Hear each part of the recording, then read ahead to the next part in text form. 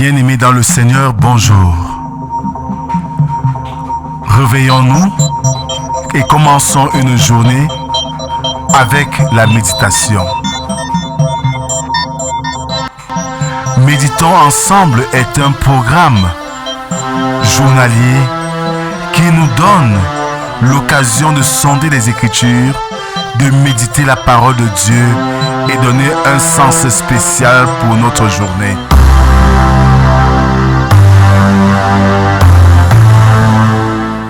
Méditons ensemble est disponible sur les plateformes numériques.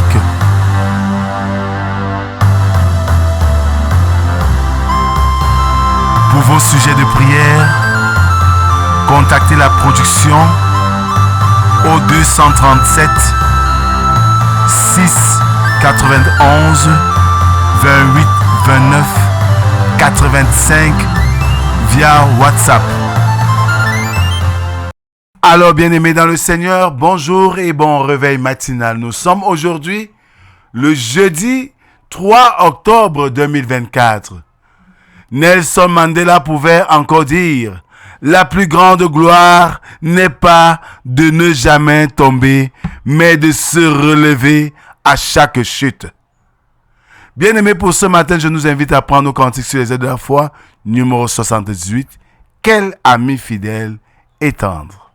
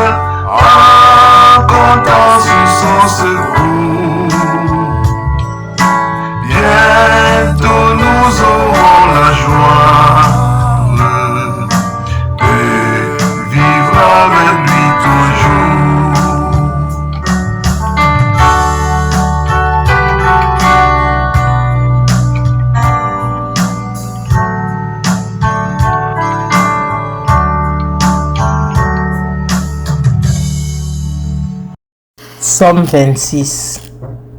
Rends-moi justice éternelle, car je marche dans l'intégrité. Je me confie en l'Éternel et je ne chancelle pas. Sonde-moi, Éternel, et prouve-moi. Fais passer au creuset mes reins et mon cœur, car ta grâce est devant mes yeux et je marche dans ta vérité. Je ne m'assieds pas avec les hommes faux. Je ne vais pas avec les gens dissimulés. Je hais l'assemblée de ceux qui font le mal. Je ne m'assieds pas avec les méchants. Je lave mes mains dans l'innocence et je vais autour de ton autel, ô Éternel, pour éclater en action de grâce et raconter toutes tes merveilles. Éternel, j'aime le séjour de ta maison, le lieu où ta gloire habite. N'enlève pas mon âme avec le pécheur, ma vie avec les hommes de sang, dont les mains sont criminelles et la droite pleine de présents. Moi, je marche dans l'intégrité. Délivre-moi et aie pitié de moi. Mon pied est ferme dans la droiture. Je bénirai l'Éternel dans les assemblées. Amen. Merci Seigneur pour ce jour nouveau. Merci Seigneur pour ton amour infaillible. Merci pour la grâce que tu nous accordes ce matin de t'écouter par cet exercice de méditation quotidienne. Voici venu pour nous le moment d'écouter tes saintes écritures. Donne-nous une intelligence bien affûtée par le Seigneur. Nous t'écoutons. Amen.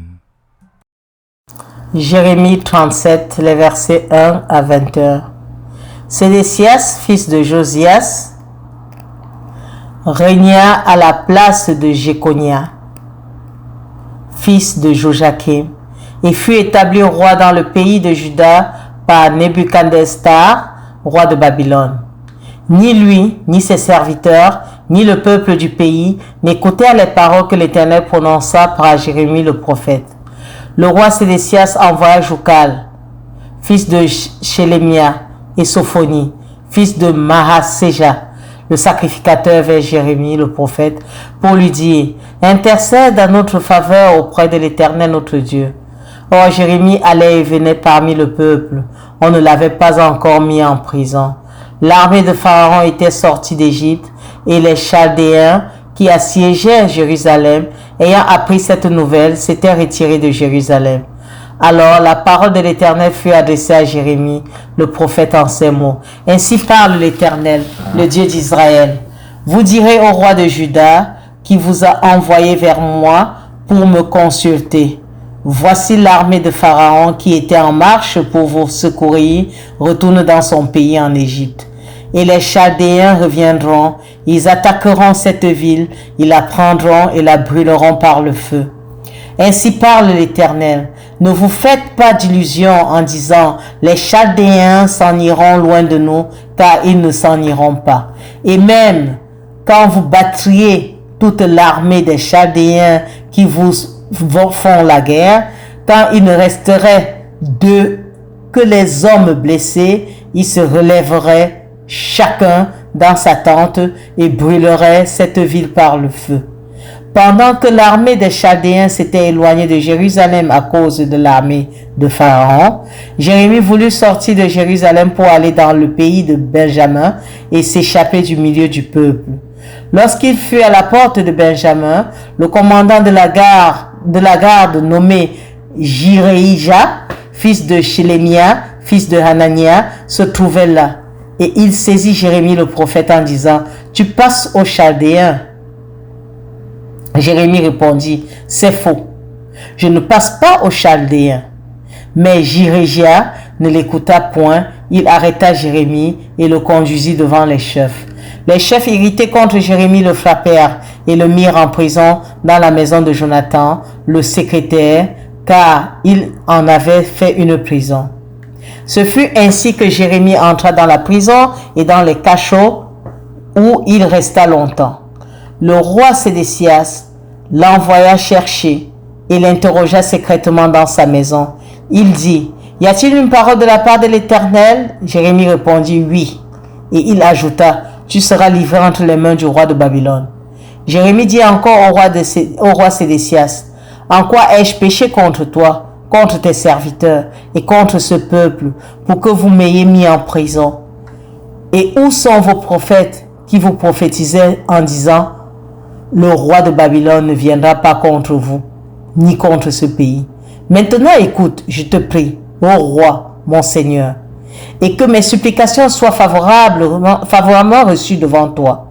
Ne me renvoie pas dans la maison de Jonathan, le secrétaire, de peur que je n'y meure. Le roi Sédécias ordonna qu'on gardât Jérémie dans la cour de la prison et qu'on lui donnât chaque jour un pain de la rue des boulangers, jusqu'à ce que tout le pain de la ville fût consommé. Ainsi Jérémie demeura dans la cour de la prison. Amen. Bien-aimés dans le Seigneur, il n'est pas rare qu'aux infos, on apprenne que toute une population soit en train de se faire massacrer. Les nettoyages ethniques sont presque monnaie courante et on regarde ça du confort de son fauteuil comme si on assistait à un film hollywoodien, un grand spectacle.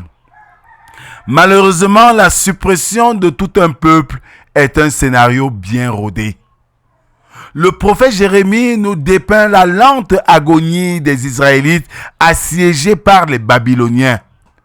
Le prophète a le cœur brisé par les messages de jugement qui ne cessent d'annoncer, et parce que la prise de Jérusalem, le massacre ou la déportation de sa population sont sur le point de se réaliser.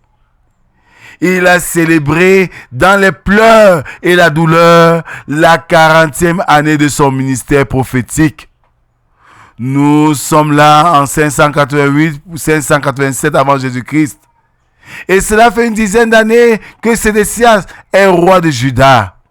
Il est du genre laissé faire, relativement bienveillant, mais lâche et rebelle aux ordres de Dieu. Les Babyloniens sont déjà venus plusieurs fois à Jérusalem, en 605 avant Jésus-Christ, pour piller le trésor du temple et imposer un tribut au roi Jéhoïakim. Puis en 597, où ils ont fait un siège de la ville en bonne et due forme et déporté l'élite de la nation. Les voilà de retour parce que Sédécias, qui était le vassal de Nebuchadnezzar, s'est révolté contre son suzerain qui a vu rouge. Sédécias n'était pas aussi méchant et incrédule que Jéhoïakim, son neveu qui régna pendant 11 ans. Avant lui, il croyait à l'efficacité de la prière et demande une seconde fois à Jérémie d'intercéder pour Juda. Seulement, il n'obéit jamais aux ordres de Dieu. Il n'obéit jamais aux ordres que Dieu lui donne. Bien-aimés, quelquefois, nous sommes embarrassés de voir que nous interpellons des personnes à l'ordre pour leur bien, mais ils ne se bougent même pas le petit pouce. Et quand les tumultes arrivent, ils sont les premiers à nous crier dessus, prie pour nous. Bien-aimés, sachons que ce que nous récoltons, c'est ce que nous avons sémé. Et chacun portera sa propre croix. Si vous êtes endurci face à l'écoute de la parole de Dieu, face à la parole de Dieu qui résonne et vous interpelle chaque jour, sachez que le moment des pleurs ne sera pas loin et seul vous serez dans l'amertume et le regret. Jérémie a fait sa mission. Il a fait son devoir. Son cœur saigne parce qu'il voit ce qui arrivera à ce peuple. Mais dans sa conscience, il est en paix parce qu'il a fait son devoir. Que le Seigneur nous donne à chacun de faire son devoir et à avoir une conscience tranquille face à la mission qu'il nous a confiée. Que le Seigneur, par cette parole, nous donne d'être à son écoute et de toujours faire sa volonté. Amen. Merci Seigneur pour cette autre occasion que tu nous donnes ce matin d'écouter ta parole et de prendre conscience des risques et des dangers que nous courons. Glorifie-toi dans nos vies, éclaire-nous, protège-nous, assiste-nous et que ta main puissante nous accompagne en toutes circonstances. C'est au nom de Jésus-Christ, ton Fils, que nous t'avons ainsi prié, lui qui nous a appris à te dire: Notre Père qui es aux cieux, que ton nom soit sanctifié, que ton règne vienne, que ta volonté soit faite sur la terre comme au ciel. Donne-nous aujourd'hui notre pain de ce jour. Pardonne nos offenses, comme nous pardonnons aussi à ceux qui nous ont offensés. Ne nous soumets pas en tentation, mais délivre-nous du mal, car c'est à toi qu'appartiennent le règne, la puissance et la gloire, pour les siècles des siècles. Amen. Bien-aimés, soyons à l'écoute de Dieu, soyons à l'écoute de nos semblables, parce que Dieu les utilise pour attirer notre attention sur les dangers à venir. Ainsi, quand tout arrivera, nous serons prompts à échapper la colère de Dieu. Que la grâce, la paix et l'amour de Dieu soient et demeurent sur chacun d'entre nous, au nom du Père, du Fils et du Saint-Esprit, un seul Dieu éternellement béni. Amen. Bonne journée à tous et à demain si Dieu le veut. Shalom.